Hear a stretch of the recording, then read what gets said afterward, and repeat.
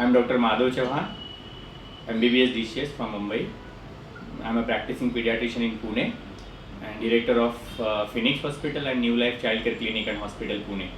My baby snores while sleeping. Could it be because she is not breathing correctly? Yes, your baby snoring can be because of not breathing correctly. It has been seen that babies who go on breathing through their mouth may experience an increased incidence of snoring. Usually, complaints of snoring occur in people who breathe through their mouth during sleep. Additionally, if your baby has a long-term problem of stuffy nose, then also the baby may experience snoring.